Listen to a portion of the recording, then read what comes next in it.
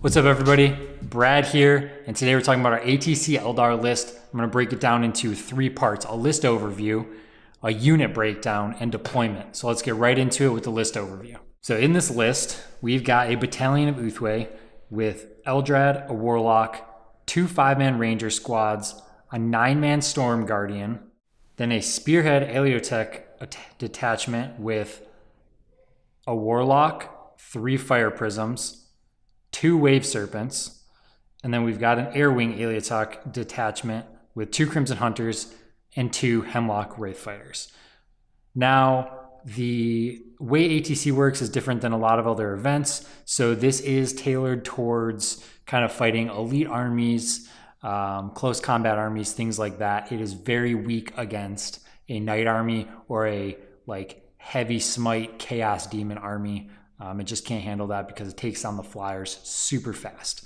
So now if we go into the unit breakdowns, let's start off here with the flyers. So a lot of people, you know what the flyers do, but if you don't, the quick and dirty of it is they're hard to hit. You know, they're base -1. The Aleotech gives it -2 if you're over 12 inches away.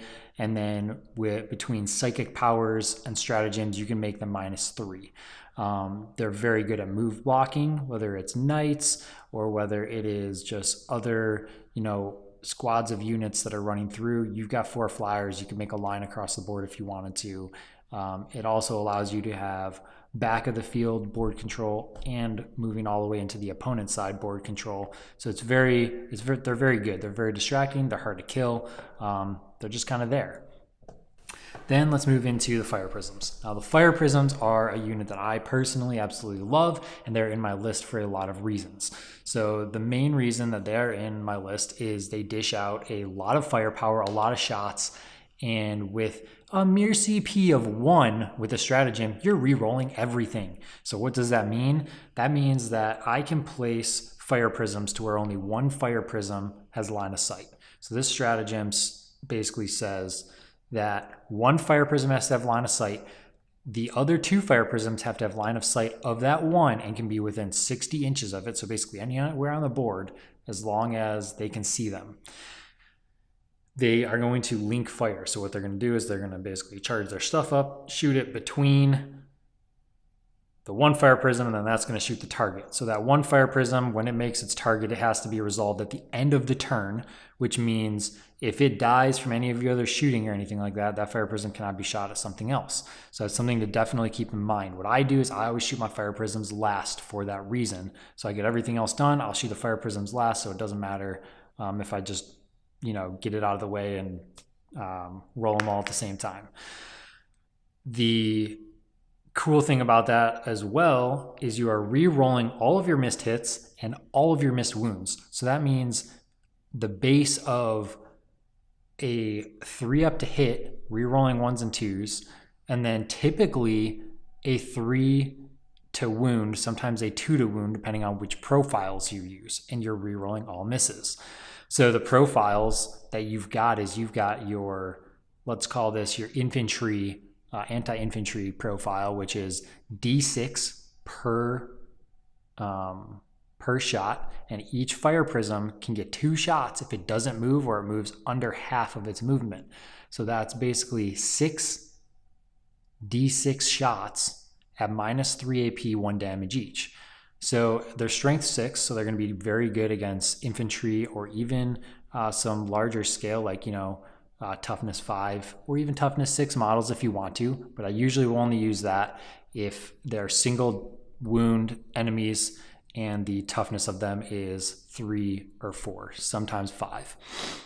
Then their other profile, and this is probably what I use, I'd say 95% of the time, is going to be a D3 shots, -4 AP, strength 9, and they're D3 damage each.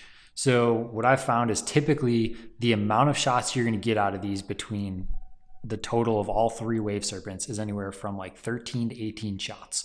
And with all of your rerolls, whether it's against a Knight or it's against some other type of high priority target with a toughness of 5, 6, 7, or 8, you're hitting on 3s, you're wounding on 3s, and you're rerolling all 1s and 2s. about 95% of those dice are going to go through. So let's just say you have 18 shots, 15 of them go through, and they're going to do D3 damage each. Most things are not going to get saves against that unless they have an invulnerable save. So they just work great at just melting down a single target. The bad thing about them is if they do get targeted turn one and one of them dies, then it just takes a lot of your firepower and a lot of your synergy off. So deploying them so they can't be seen is very important. And we will get into the more nitty-gritty of deployments in a little bit. So then you go into your Rangers. So Rangers, obviously, they're there to control objectives, deep strike in the middle of the game to create some distractment or get a backline objective, get line breaker, things like that. They don't stay alive too long if they get targeted. They are kind of squishy. They die pretty fast. So they're just kind of there to fill a spot, get CP, and do that kind of like last minute objective stuff or hunt a character. Your Storm Guardians, they always will start off inside a Wave Serpent. That Wave Serpent's going to get up the board. Storm Guardians are going to come out, and their job is merely to tie somebody up in close combat. So like I want to take one of their heavy shooters, I want to tie them up in close combat, make it so they can't retreat from close combat, and now they have less shooting on me the next turn. That's pretty much what they're for. And then obviously objectives and stuff like that late game if need be. The Warlocks and Eldrad. So this is kind of the psychic part of the list. Not kind of, it is. Eldrad, he's got a 3-up invuln. He's got a Ghost Helm to reroll stuff with powers. He can cast 3 powers. He can deny some. So usually I'll run him with Doom, Fortune, Executioner, and Smite. The cool thing about him is every time you have a successful power, you're going to get a +1 to your next roll. So it's very important to start with the lowest one that you need. So like Smite, if you need a 5, or if you play a stratagem and you need a 4 only, you get that off with a 4, then you're going to get a +1 on your next one, and so on and so forth. So he synergizes really well with the Warlocks with being able to play a stratagem and then get an additional +1. So it kind of counteracts if there is a Caluxus Assassin, which is giving you that -2, it kind of offsets it with Eldrad, because then 2 of your powers can be at your normal casting ability, basically. The Warlocks are pretty much there just to protect things, whether it's using Jinx, Conceal, or Protect. Don't really care about them using Smite, because just doing 1 mortal wound usually doesn't matter. Maybe at some point in the game it will matter just to like finish off a character or something like that, but for the most part they're there to buff up and protect my Flyers, my Wave Serpents, and my Fire Prisms. Wave Serpents, the reason Wave Serpents are really important from what I've found out, because I didn't have them in my list, and now that I've added them to my list, I think that they are very crucial to a lot of Eldar lists that are not playing Soup. The reason for that is on deployment, you can put a lot of things in them, right? That's going to minimize your drops, which is really good, and we'll get into that. They also can be used with a stratagem. They can also use their Wave Serpent shield, whether it's for defense or offense. So if it's for defense, it's going to be harder to kill them because they're minusing the damage by 1 to 1 every single time they're getting hit. So anything that's doing 2 damage or 3 damage is going to be reduced. They have Spirit Stones, so they're very resilient. They can move very fast. I put vectorized engines on them so that every turn I'm advancing them, and then they're going to be an additional -1 to hit. So they're going to always be -1 to hit, and they're going to be -2 to hit if you're over 12 inches away. So basically, they are following the exact hard hit as the Flyers are. I don't really care about taking the movement penalty for their assault weapons. It's okay to hit on 4s with those guns because they're just kind of there to pop shots at like lower infantry and stuff like that. I don't utilize them for the attacking. I utilize them for the defending and things like that. They also can synergize really well with the Flyers if you are trying to set a line at all, and those Wave Serpents can fill the holes to move, block, and not let people through. And if people want to go into close combat with them, it's perfectly fine because you could fly away next turn, no harm, done. They also can get up the board really fast. They can get your guys that are inside of them out, whether it's the psychers or the infantry. It's protecting them on your first turn of deployment. It's protecting them as they're moving up across the board. And then they can, come in, get next to a knight, get next to somebody else, blow off the wave serpent's shields, do some mortal wounds, and then use a stratagem next turn and do them again if they're still alive. So they are very good. They're very resilient. And now we talked a little bit about board control and kind of how you can see where my backline is being protected, how I can get into their backline, how I can use the flyers and the wave serpents to create blocking mechanisms and stuff like that. And now we go into deployment. So this list only has 9 drops. When I was playing before, I had like 14, 15 drops, and I now retooled the list. I've got it down to 9 drops. So what that means is if you are playing against like a full night list or something like that, your drops are usually going to be the same.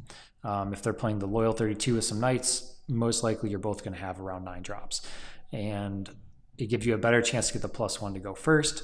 If you don't need those drops, then you could have the option of not putting the Rangers and the Wave Serpents, deep striking them later, and things like that. So there's options with the Wave Serpents and being able to put things inside of them versus keeping them out. The really cool thing about an all-vehicle list like this as well is it's 4 planes, 3 fire prisms, and 2 wave serpents. And what that means as well is I can use the Cloud Strike stratagem in deployment as many times as I want. So I could use 1 CP for every vehicle that I want to keep off the board. So if I think that I'm going to go second and I want those fire prisms to stay alive, I could spend 3 CP, I could keep them off the board, and now they have less targets and all the targets on the board are even harder to hit. So you have these options to then not just get nuked turn 1 even more. And yes, you lose a little bit firepower, but the fire prisms all being alive when they come in then on turn 2 at full ballistic skill and shooting, obviously with the movement penalty, but still, they're alive versus 1 being dead. If 1 is dead on turn 1, it kind of cripples how they synergize and work together with the list. So I think it's very important to keep them alive. And if I think I am going to go first and there's not good cover to hide behind, I have that option to keep them off. And then maybe I keep them on the board. I also have the option of, hey, I'm going to keep the wave serpents off. And the wave serpents are going to come in your back line on some turn. They're going to blow off some serpent shields. The psychers are going to come out. They're going to start doing stuff. And now it creates a whole different distraction of, hey, my fire prisms are now in my back line just shooting at you. And now you got these 2 wave serpents and guys up in your face with flyers flying around that you got to deal with. So it does give me a really good plethora of options for board control and deployment. And that's kind of why I like it. I like the aggressive style. I like the defensive style it can play and everything like that. So the summary of this list for ATC is it is not meant to go up against a heavy smite list. It is not made to go up against knights because I get wiped out every time I play knights. It is made to go up against an elite army, a close combat army, even like a Gene Stealer cult or something like that. It does very well against it. And it's basically, it allows me to match up against anybody, go first or second if I need to, and still stay alive with a lot of firepower coming out, whether I am going first or I am going second. Let me know in the comments, obviously, what you think about the list, what you would change, what you like, what you don't like. If you haven't tried out Fire Prisms and you play Eldar, definitely try them out. They're amazing if you play them correctly. And I think that does it for this list for ATC. We'll be bringing all of our other teams' lists to you, maybe how the rules work and stuff. Let us know what you want to see. We're here for you. And we're back. Peace out, everybody.